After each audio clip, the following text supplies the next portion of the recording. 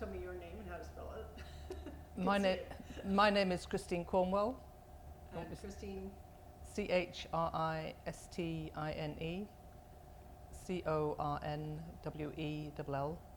Good. And your dad's name? And my father was James Cornwell, but known to his colleagues as Jim. Okay. And tell me what class he was in and like when he was here. He was here. He left England on the Queen Mary on the 11th of March 1944 and arrived in Canada. And then he came down from Canada to Mesa via train, which I think is a journey of about 2,000 miles. And he was here from April 1944, and he got his wings on this very day in 1944, on the 11th of November. So it's quite poignant for me to be here on this day. And I felt quite a lump when I walked into that hangar this morning, because that's the first time I've been in there. Had you been here before? My parents came to the 50th anniversary in 1991, and they wanted to bring me here, so I came with them the following year with a friend of my mother's, and we had a holiday here, staying at the Camelback Inn, and that's the first and only time I've been to Arizona until today. And did your dad talk a lot about Arizona when you were growing up? He did talk about Arizona. He'd had a great time here. He made some very good friends here. But sadly, after the war, I think he lost touch with many of them. And it was by pure chance that he regained contact with people. We'd moved from the north of England to the south, and were living about 25 miles out of London, a place called Gerrards Cross. We were having breakfast one day, and the BBC announced that the Falcon Field Association were having a reunion that day in London. And my mother said, "You've got to go and get ready." And she made him go up to London that day for lunch. He hadn't booked or anything. So he just turned up. And that started a whole new story of Falcon Field in our family, because from then on he went to annual reunions of Falcon Field for Course 21.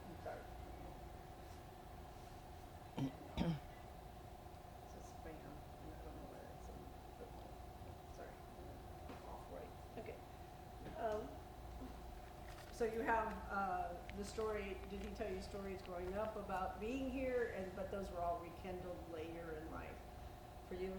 They were probably rekindled later. He went through the photograph albums with us, because when he wrote home once, I remember him saying in a letter that he'd bought himself a camera. And I've got 2 albums full of photographs at home of his time in Arizona, which are the old photographs, you know, the little oblong ones that you get. And I've also got another, probably an album and a half of photographs of the 50th anniversary that they came to here in 1991. When he was here, he trained on Stearman's and Harvard's, but he was actually a Lancaster pilot in the end, and he loved to talk about the Lancaster, and we were very lucky in that, being so close to London, we often saw the Lancaster fly over, because it came out of London on that flight path when we had things like Trooping of the Colour and the Spitfires and the Lancasters were on that flight path. Not everybody became a Spitfire pilot. Yeah. There's a lot more bomber pilots. Yeah. So you brought a letter, so I guess do you have some reference there to that? He started to write this letter in April 1944, just when he got here, and he's at the address at the top of the letter is Ottawa, Canada, and then that's crossed out, and later on the address is 4 BFTS Falcon Field, Mesa. And he talks here about the 2,000-mile journey from Canada to Mesa. And he says, last Monday evening at 8 o'clock began a train journey of 2,000 miles. Off you go, mother, to get the old Atlas again. Tuesday morning saw us in Chicago. And then he talks a bit more about that journey. And then he says, back at the station we had supper and were given cigarettes and sweets by some ladies. Had found out that some RAF boys were in the town. Hospitality shown is amazing. I went to the first sitting back through about 6 coaches. Oh, then they boarded the train. And you went to the first sitting of the diner.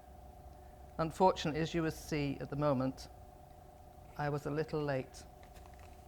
I had just finished some delicious figs, just about to start some sweet creamy porridge, and was looking forward to the bacon, eggs, toast and coffee to follow when it happened.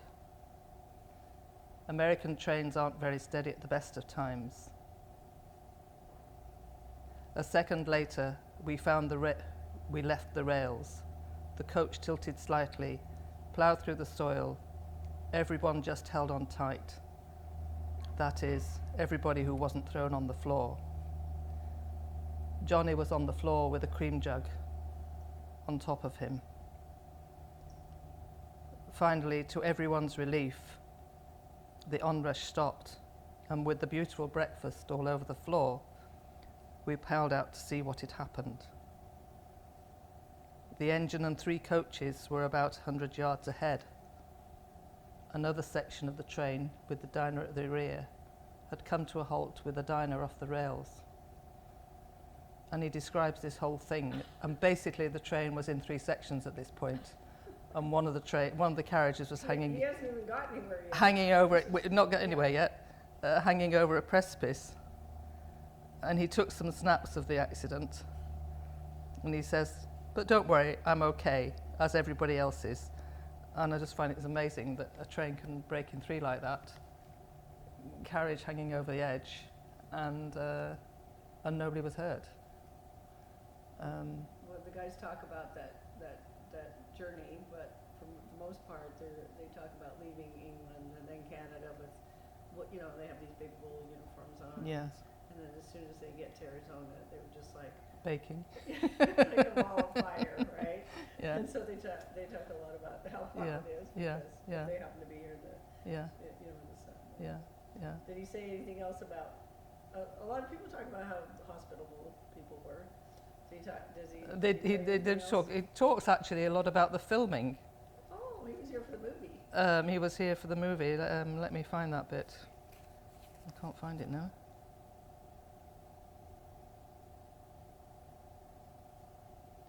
There is a bit. Where's the bit about? Have you seen the movie? I haven't seen the movie. No. Really? I think you can get. It turns out that there was an outbreak of scarlet fever Oh, yikes. on the camp when he got here, and they weren't allowed to leave the camp, which to my father was a great distress because he was a very good Catholic, and it was very important for him to get to church on Sunday. And he talks about there being about 8 of them who weren't allowed to go to church on Sunday because nobody was allowed off the base due to the scarlet fever outbreak.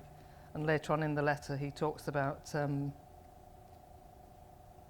people testing positive and negative, and I thought, Jeez, that all sounds very familiar. Nothing changes, does it? We're talking, 80 years later, and same thing. we're still talking Yeah. testing positive and negative. Being quarantined. Yeah, somewhere. quarantined, yeah, on camp. Yeah, I'd be interested in And he this. says how difficult it was to get post out because there was no post box on the camp,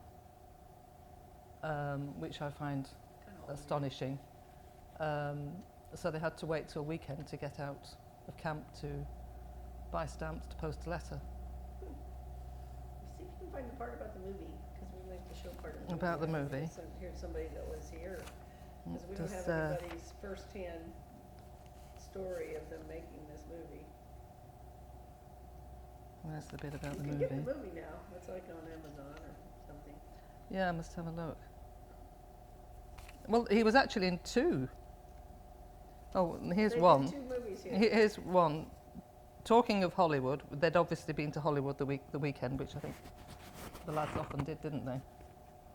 Talking of Hollywood, while at Manning Depot, we saw Adolf Mengon, is that?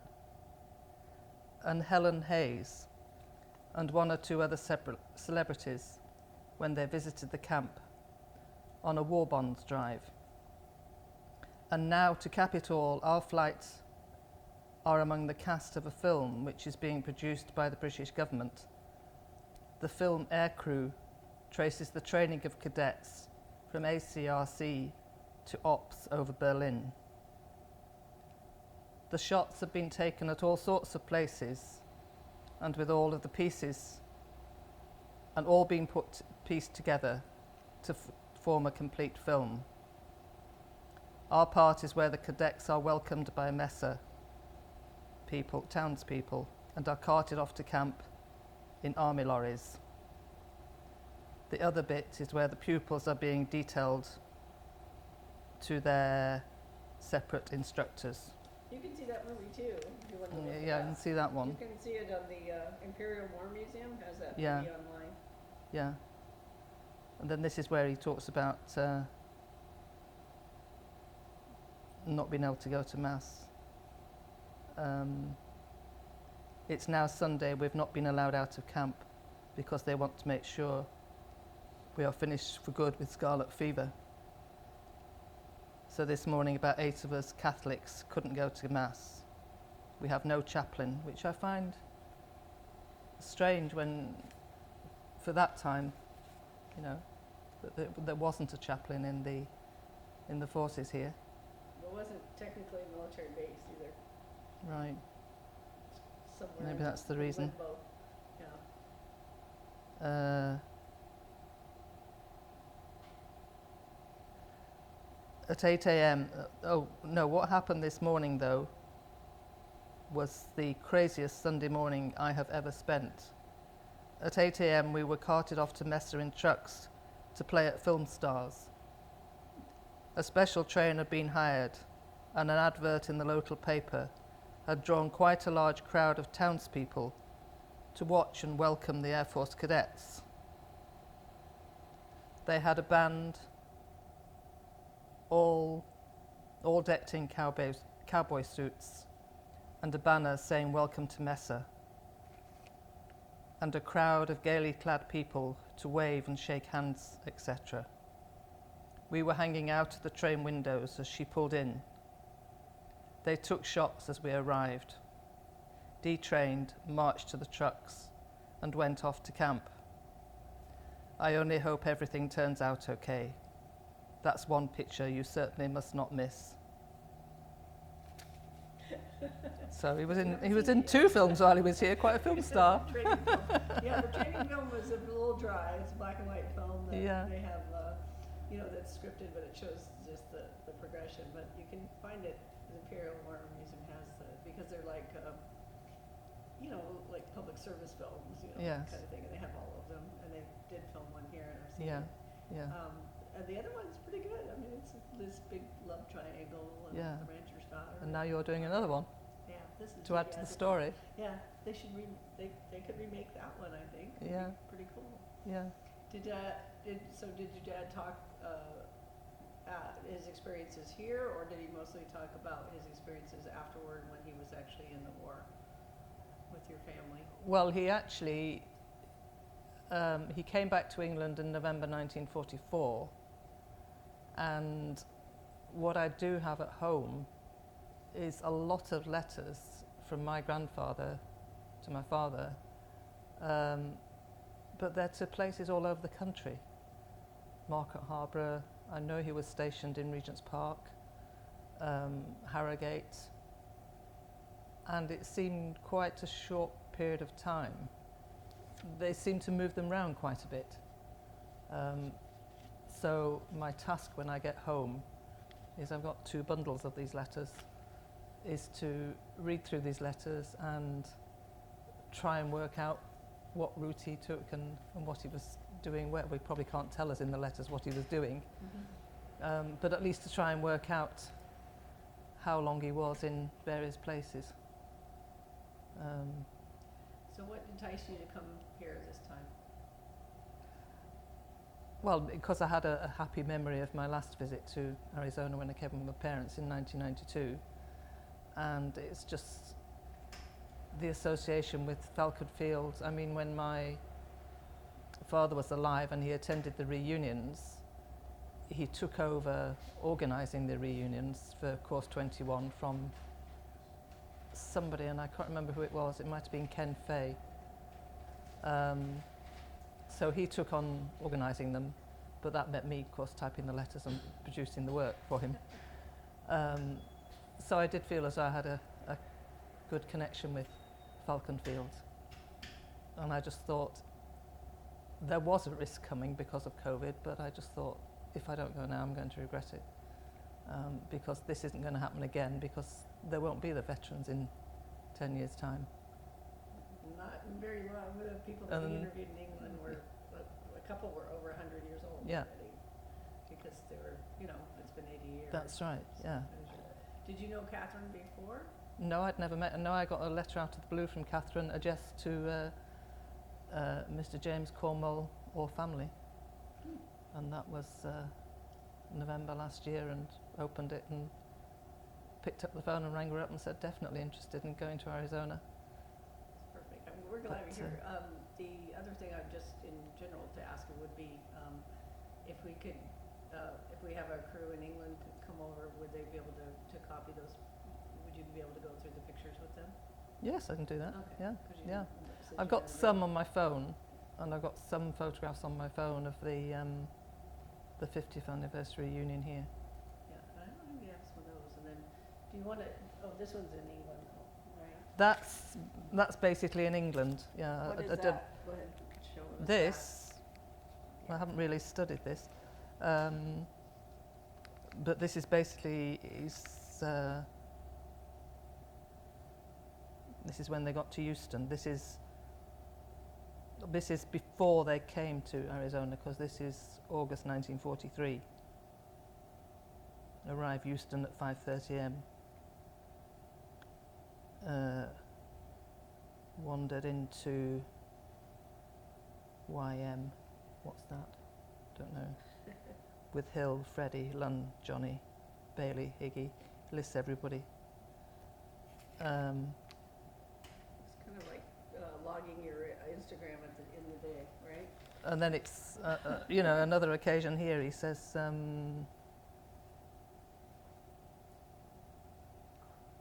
after dinner, we've been waiting around to go into town. I asked the corporal about church tomorrow. He was rather amazed and said I could have a double go next Sunday. I was rather struck by one COE bloke who backed me up. So in the afternoon they went out, and some of them just paid a visit to the church. They didn't get to Mass, but they did pay a visit to the church. So it was something that's very important to him, and important to me as well. Thank you. Thanks a lot. I'm glad we got to talk to you then. Yeah, thank you. Yeah, maybe we'll look at your letter if we can. Do you want to look at the letter? Yeah, maybe we'll just, if you put it right here. Do you want to keep this on?